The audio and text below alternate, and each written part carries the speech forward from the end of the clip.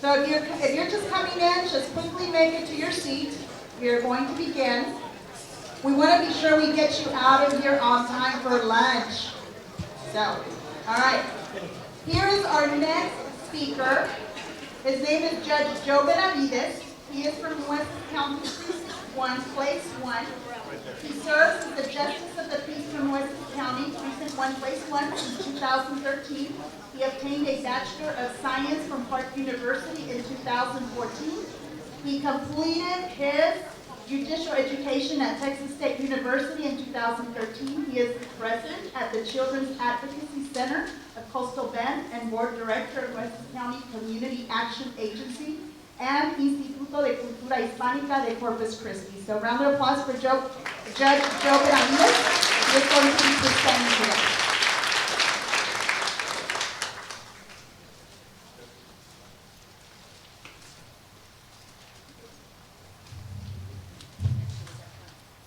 Sorry about that.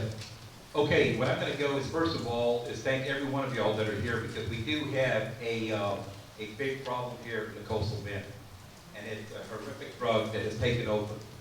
And I just want to give you a little background about myself and how I ended up in this position here. I've been in my job for 3.5 years, almost 4. I'm a retired Marine of 22 years. I've been all over the world deployed. And I'm raised here in Corpus Christi, in the area of the western parts of Nueces County. My jurisdiction as the Justice of the Peace runs from the northwest to the western and to the central and north side of Corpus Christi. I am so thankful for all these organizations, because when I was elected into office, I knew there was an issue, a big issue. And I did not know what I put myself into, because when I first took office, a majority of the cases that are done there in the justice courts were truancy, 65%. My first docket was about 100 cases on teenagers, truancy. And I always was a person that really wanted to help out the at-risk population, because I was raised in the western part of Nueces. But this horrific drug is not about the west side, it's not about the south side, it is not about the northwest. My job as the Justice of the Peace is to make definitely sure that our community is secure. I have 190,000 constituents I have to answer up to. And I knew for a fact that we had an issue with drugs. And what I'm going to do is talk a little about the red flags.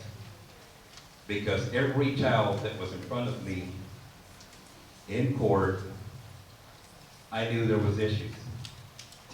And I started talking to my other judges about what can we do? How can we reach out to other nonprofit organizations and or institutions that can help us? The JPs mainly have their hands tied behind their back with new laws every 2 years.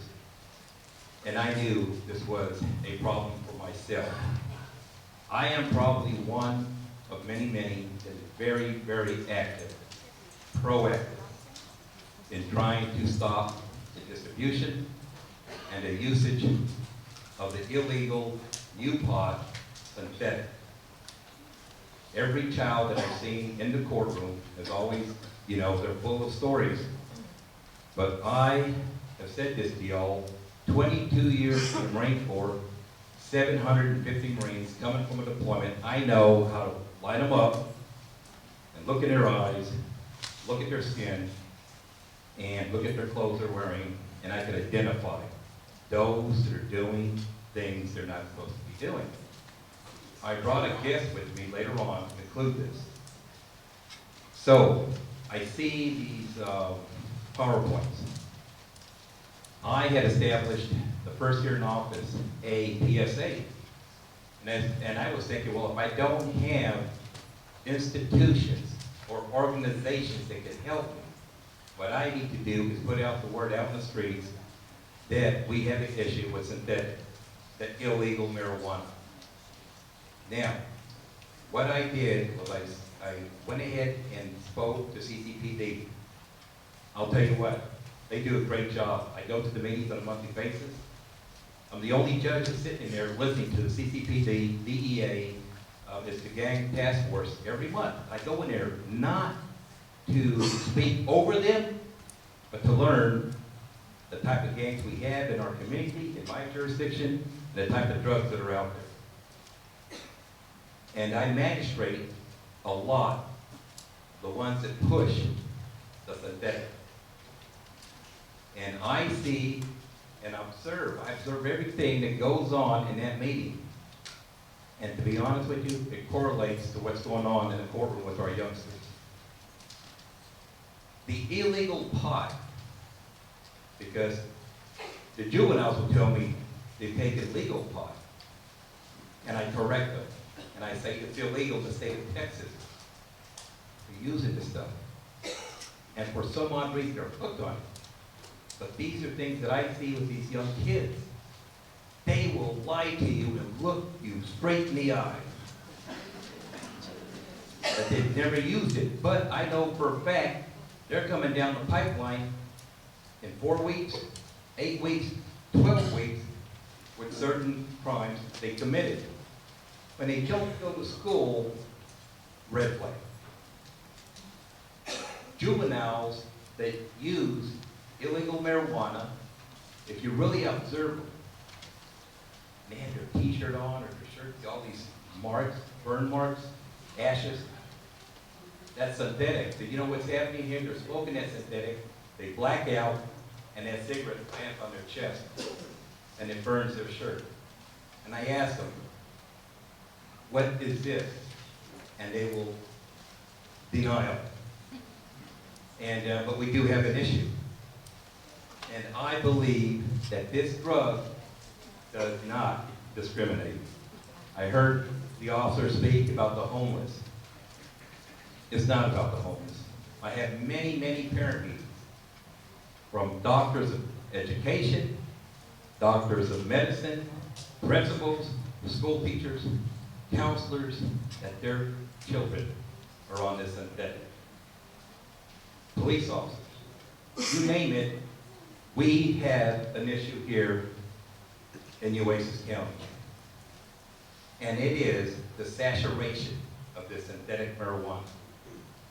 I have a little girl that was truant, and I reached out to the mom. And I knew for a fact that she was using this stuff. It had the eyes. Those that utilize synthetic marijuana for a long period, their eyes kind of turn yellow. Liver problems. But if they've taken it not too long, their eyes are red, they're bloodshot. Those are ones that just started on this synthetic. I know this stuff. I study it. I look at their clothes and the way they talk. And when you try to get answers from them, they burst into anger. And you try to control it in the courtroom. And when they go home, what happens? They run away. Because they do not want to deal with the issues of utilizing synthetic marijuana.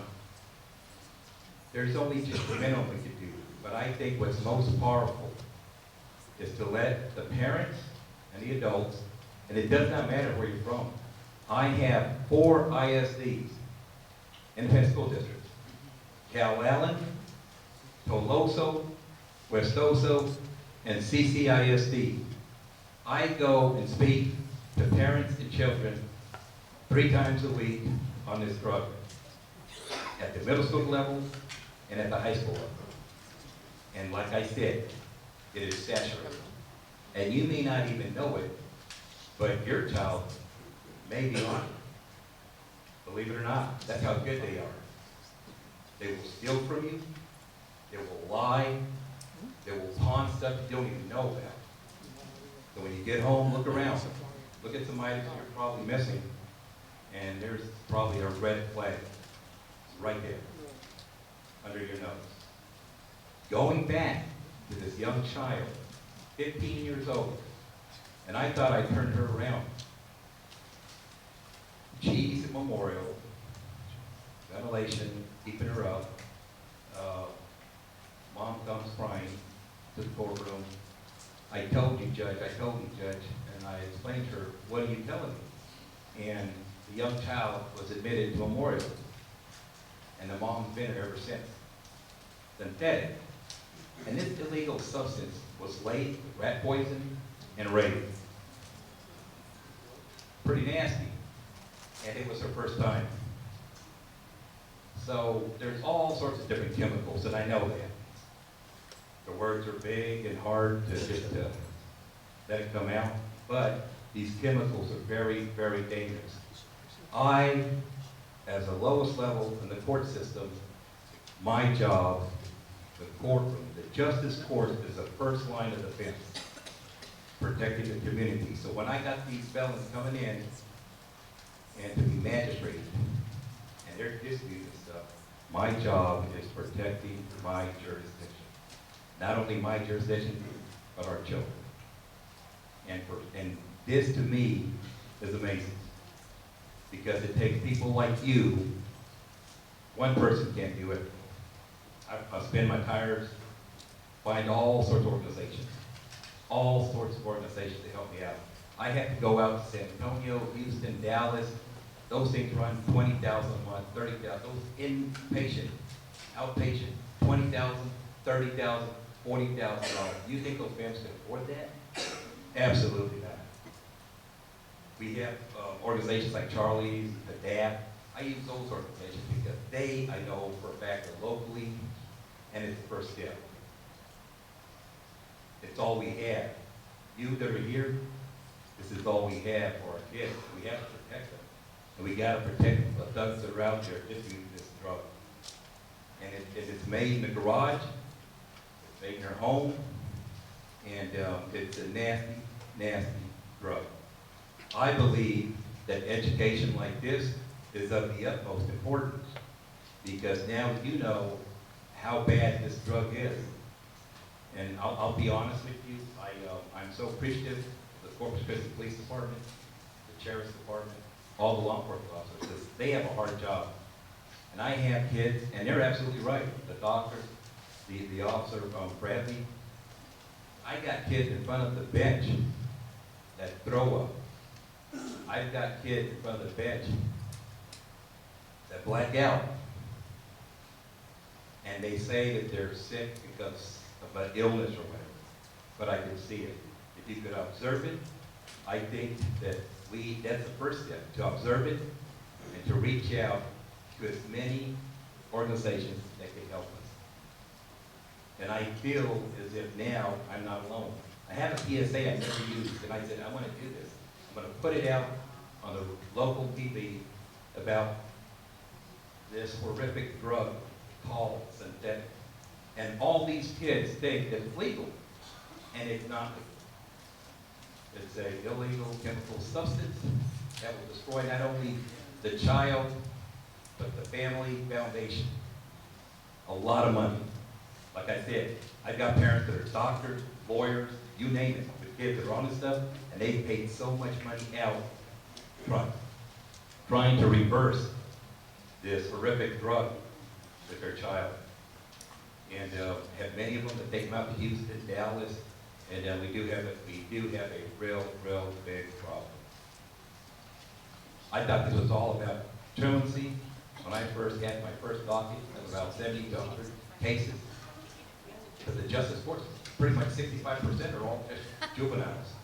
And I was thinking, well, they're not going to school for a reason. They can't adjust to the school environment. The teachers are mean and they don't want to teach the kids. It's not. It's this drug. And a lot of the stuff that's happening right now is that parents are coming out asking for help. And like I said, I spin my tires, I try to find a solution. It's very hard to find a solution for this horrific drug. I, myself, 3.5 years ago, I took the ball and started running. I said, I'm going to find answers. I'm going to find out exactly how to combat this horrific drug. And now I was like against the wall. It was there. And now I'm thinking, when I heard about this, the happiest person in the whole world, I said, we need to get together, form up a beautiful team of all people, agencies, and to see what we could do. I remember as a kid, growing up in the western parts of the Oasis, that sniffing glue, paint, silver paint, gold paint, that was a big thing back in the 60s, 70s. So can we, and now you don't see it very often anymore, huffing of the spray paint and gasoline and stuff like that. Now we have this thing called synthetic drug. And every 2 years laws change, so there's certain things we can do. I even use, knowing for a fact that some of these kids are on this stuff, I would give the parent an opportunity to go to the Texas Challenge Academy. An educational, not boot camp, an educational academy contained in a certain area, no social media, no contact out in West Texas. It worked perfect until the new laws came in last year. Now I can't utilize that academy. And a lot of parents coming up to me going, you know what, you got to do this on your own. I cannot, by law, do any of this stuff anymore because it's not the law. So I know for a fact that we have many parents that are reaching out and wanting help. And I'm going to keep this whole list of organizations. And if y'all want, and I should have brought my PSA, a copy of my PSA. It's pretty neat because parents give me video of their kids and there's zombies out there. I go out to leprosy, and all the kids that went through the pipeline, the justice courts, you see them out there. High as a kite, zombies, laying down on the benches. I know some by facial expression. I'll go up and say, "What are you doing?" Judge, 19 years old, 20 years old, totally lost, and they're repeat offenders. And it's not them that's distributing stuff. They're utilizing the drugs. So get caught. It's a revolving door. These are like 2 ounces, less than 2 ounces. So they go in, they're right back out. And they're so hooked on this stuff, they're back out there, and they know where to get the stuff. It's cheap. That's what they tell me. Why do you do it? It's cheap, and it's a fast high. And they want to blame everything on everything. That's another thing. They point fingers at everyone. They point fingers at mom, they point fingers at dad. They point fingers at the school system. They point fingers at everyone. And it's just the fact they don't see themselves in the mirror. And we have issues. Why this red flag? Talk about this red flag. I met this mom that came up to me and noticed that I was getting pretty involved in my first 6 months in office. And I was getting all this information. And what I noticed was that she was really deeply focused on this illegal substance, these chemicals. And I sat down, listened to her, she gave me a letter, 3-page, 2-page letter. I read it, and I have feelings like everyone else, but also I have that straight line that says, you know what, if it's illegal, you gotta pay the consequences, right? There's bad consequences if you're doing something that's illegal. And, you know, this stuff here,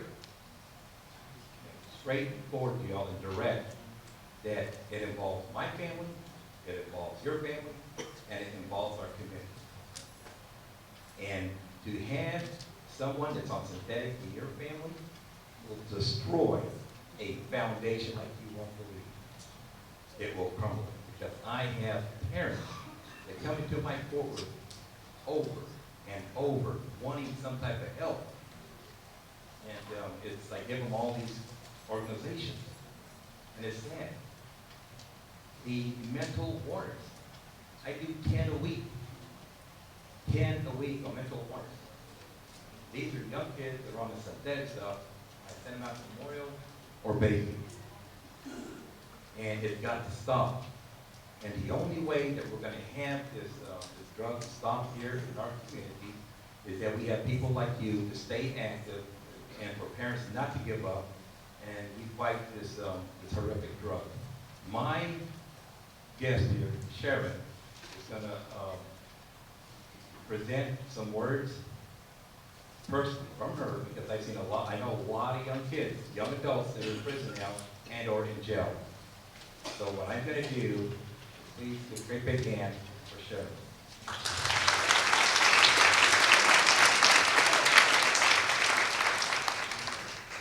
Thank you, Judge Benavides. Yes, I contacted Judge Benavides when I noticed that he was targeting a substance.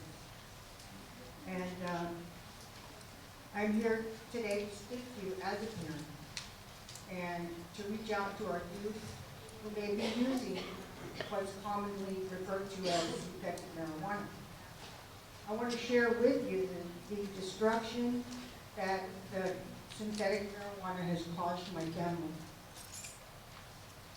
Prior to experiencing the devastation caused by this drug, I was married to my husband for 33 years.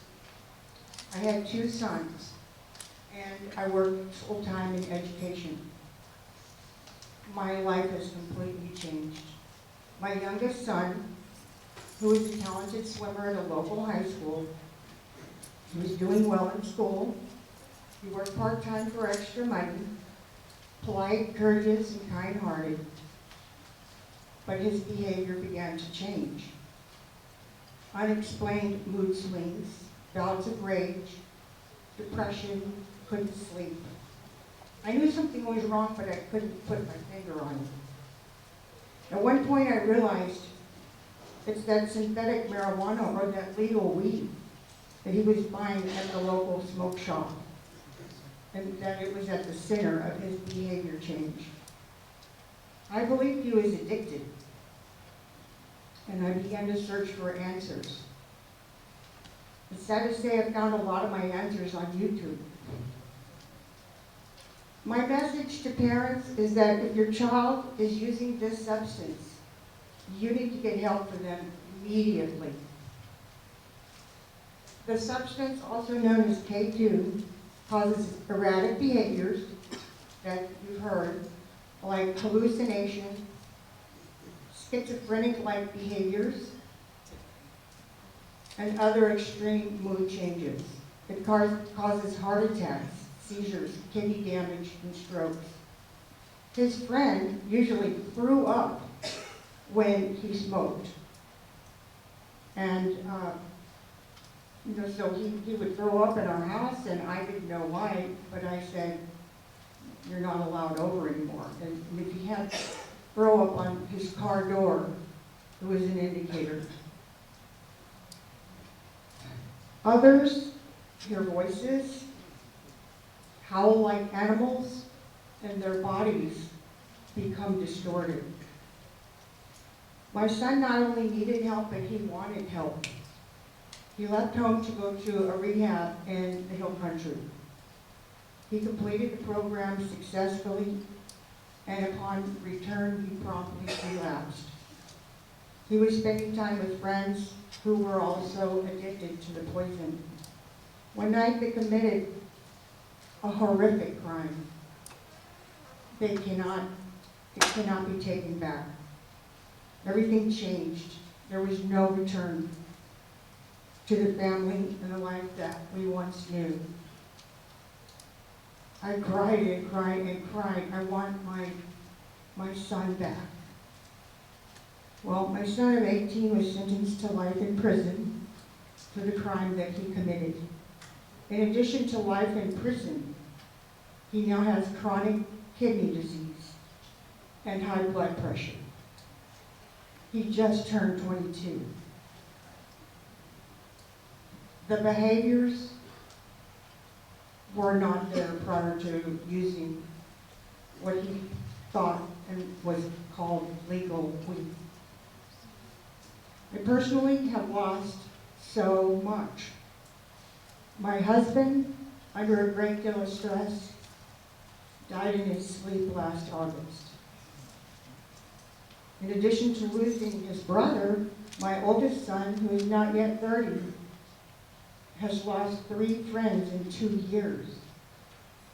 He didn't lose his friends because they moved away or they have had different interests. He lost them because they're dead. They died from K2. I'm here to tell you that it is a horrific drug. It is highly addictive. And we do need to work together as a community to make sure that this poison does not continue to destroy lives. There's huge collateral damage. We need to speak out if we hear that it's being sold. Just like the judge, you can look in the eye and see who's using. I can look at a store and know that they're selling. Because there's people who don't even hardly make it out of the door or the parking lot. And they're in a stupor and they can't move. And the traffic is unbelievable. We cannot continue to remain silent. I know a lot of parents and they're embarrassed and they don't want to speak about it, and their child is now schizophrenic, bipolar. We have to work together. It's not marijuana. It is not legal. It's not an herb, and it is not safe. And it can steal your child's life in the blink of an eye.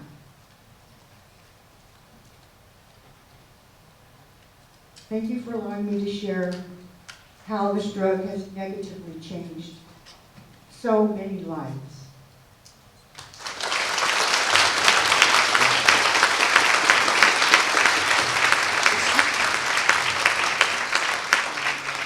Okay, to conclude this, I just wanted to pretty much impact everyone here. Currently, you all probably know a lot about what's going on, but not, the scenes in the back where you have all these young kids who are being incarcerated and or just let them, obviously they're homeless. And apparently they are, because some parents couldn't deal with it, and now the kids are out here, out in the streets, committing crimes. Yes, every one of y'all continue on to do what you do, and that is, of course, the awareness of this illegal substance called synthetic marijuana. We don't need it here. We don't want it here. It damages families. It breaks the foundation of everything that we have. And it's not, like I said, it does not discriminate from the Cal Island area to the north side, to the south side, the central areas.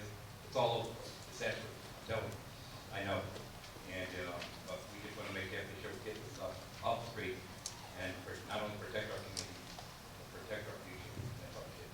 Thank you so much.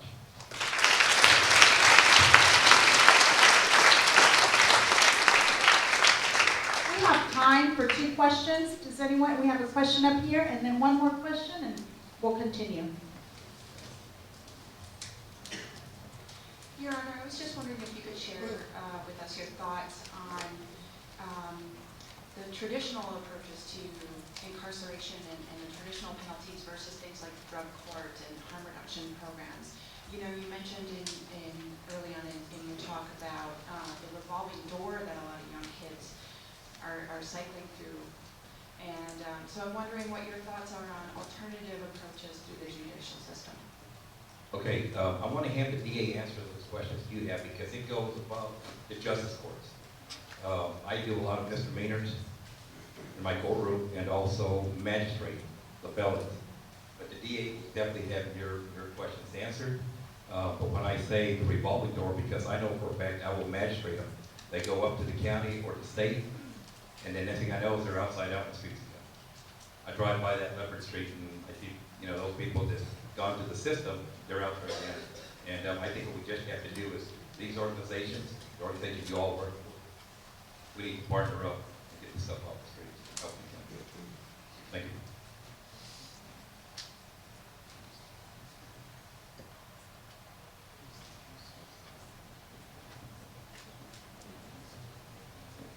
I know you mentioned some of the physical indicators of the use of the synthetic drug, and I know that I've seen some of those signs, but can you tell us what the main giveaways are so that we can be able to better identify that to either stay away from or help these individuals that are suffering from this drug? Absolutely. Okay, like I said, my courtroom deals with about 65% of truancy cases. And all the way from Cal Allen, ISDs, everywhere. And this is what I see, the indicators. When they come up and they're in front of my bench, it's the shaky, their eyes, their clothes. You see little marks burn marks on their clothes. They're smoking synthetic, and what's happening, they're blacking out, falling down. It's on their chest, burning their clothes. even on the pants. So that means that I know these people are driving, smoking, and it's the ashes that fall on their pants. And you see the burn marks on their pants. I can pretty much observe every kid that comes to me. I'm saying not all of them, but the majority that are getting in trouble are those that are having, I look at the eyes, I look at the trembling, the way they talk, and their excuses to blame everyone. And also, items that are missing from home, the garage. I had this one dad that came up to me and said that his battery starter was missing, his blower was missing, and he found pond tickets. Didn't even know it. And saw all these items missing and found a bunch of tickets, pond tickets. So probably we do have to probably get in partner with the pawn shops too. Let them know that if these things are questionable, we can bring it up to the attention of the parents or whoever. If it's a young child, a young teenager that's selling this stuff, or pawning all these items. But there's a lot of indicators, and it's just you have to be very observant. And I think with my 22 years in the Marine Corps, and coming back from a deployment, I have to line up 750 Marines. We go one by one to inspect these. I think I have an ability to do that.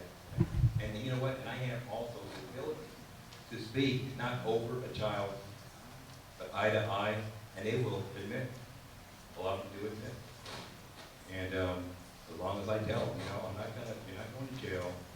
I just need to know that do you need help and are you on this stuff? And to be honest with you, 99% they're going to say yes, I'm on the synthetic. And a lot of them do want help, but they go straight back to utilizing the synthetic. So it's so easy. The access is so easy to get. So.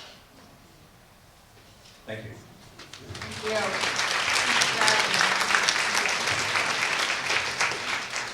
Let me introduce our next speaker, and just before I continue, there is an evaluation form in your packet. Be sure you fill that out as well, and at the end of all the sessions, turn those in.